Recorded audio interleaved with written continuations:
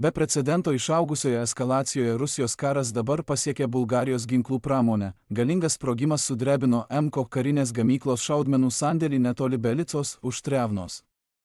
Prieš pat seriją sprogimų, sunaikinusių šaudmenų sandėlį, gamyklos teritorijoje buvo pranešta apie užsidegusį sunkvežimį.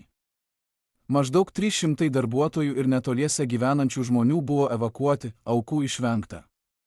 MKO tiekė ginkluotę Ukrainai nuo 2014 metų, o Bulgarijos pareigūnai teigia, kad daugiau nei pusė šalies pagaminamų šaudmenų tiesiogiai ar netiesiogiai pasiekė Ukrainą.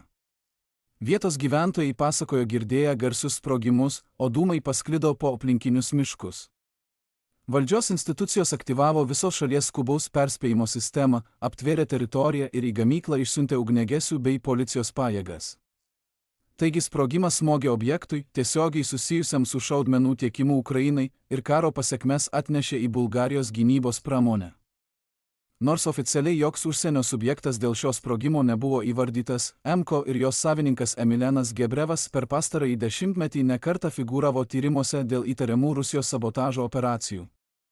Bulgarijos prokurorai tyrė 6 Rusijos piliečių veiklą susijusią su 4 sprogimais ginklų gamybos objektuose nuo 2011 iki 2020 metų, įskaitant MKO sandėlį Lovnidole. Šis modelis išsiplėtė ir už Bulgarijos ribų, kai 2014 metais sprogimai sunaikino šaudmenų sandėlius Čekijos Virbeticės kaime, o tyrėjai vėliau rado sąsajų tarp šios vietos ir MKO, nors lieka neaišku, kurios įmonės šaudmenys iš tikrųjų buvo taikinys. Pats Gebrevas, stambus šaudmenų tiekėjas Ukrainai, 2015 metais Sofijoje buvo apnuodytas kartu su savo sūnumi ir įmonės vadovu. Bulgarijos prokurorai vėliau apkaltino 3 Rusijos piliečius pasikėsinimu nužudyti, o vėlesni tyrimai susiejo tą patį GF padalinį su apnuodijimu ir šaudmenų sandėlio sabotažu. Ši istorija neįrodo, kad Rusija sukėlė naujausią sprogimą, tačiau ji iškart atgaivino įtarimus dėl Rusijos sabotažo. Likus vos 2 dienoms iki sprogimo šaudmenų gamykloje, Bulgarija jau buvo susidūrusi su kitu karo padariniu, kai dronas kirto Rumunijos oro erdvę ir įskrido į Bulgariją netoli Kardamo kaimo. Bulgarijos valdžios institucijos identifikavo jį kaip tikėtiną Ukrainos MAE masalinį droną ir pareiškė, kad nėra jokių ženklų, jog jis į Bulgariją įskrido tyčia. Dronas nukrito maždaug 100 metrų Bulgarijos teritorijoje, netoli Transbalkanų dujotiekio, o Bulgarijos kompresorių stotis buvo maždaug už 1 kilometro. Pareigūnai teigė, kad GPS trikdžiai arba techninis gedimas galėjo nukreipti jį iš kurso, o kai kurie vietos liudininkai sakė asmeniškai negirdėję Bulgarijos valdžios institucijų pranešto sprogimo. Ministras pirmininkas Rumenas Radevas viešai apibūdino jį kaip Ukrainos masalinį droną, o Ukraina neigė tyčia taikiusis į Bulgariją ir teigė bendradarbiaujanti su Sofija, siekiant išsiaiškinti, kas įvyko. Tuo tarpu Bulgarija smarkiai pasuko link vyriausybės, kuri daug skeptiškiau vertina paramą Ukrainai.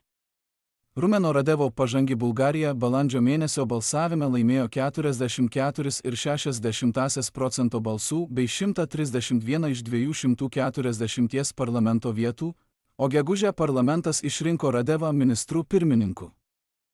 Tada Liepos mėnesį Bulgarija pasitraukė iš Ukrainą remiančios norinčiųjų koalicijos, Radevui pareiškus, kad šalis nedalyvaus grupėje įsipareigojusioje tęsti finansinę ir karinę pagalbą Kyjivui.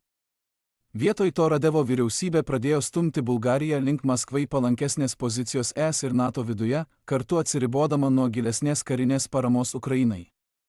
Tačiau jei bus patvirtintas Rusijos dalyvavimas sprogime šaudmenų gamykloje, Maskva faktiškai būtų užpuolusi vienos iš ES vyriausybių, labiausiai palankiai nusiteikusios gerinti santykius su Rusija, gynybos pramonė.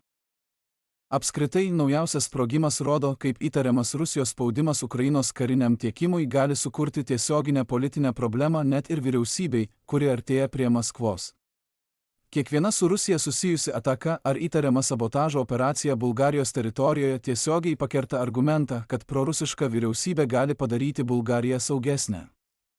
Tai taip pat padidintų spaudimą Bulgarijos saugumo institucijoms stiprinti šalies gynybos pramonės apsaugą, net ir vyriausybei siekiant palankesnių santykių su Maskva. Jei galiausiai būtų nustatytas Rusijos dalyvavimas, Maskva būtų sukūrusi savo strateginę problemą, atnešdama karą tiesiai į Bulgariją ir susilpnindama politinius argumentus už glaudesnius ryšius su Rusija.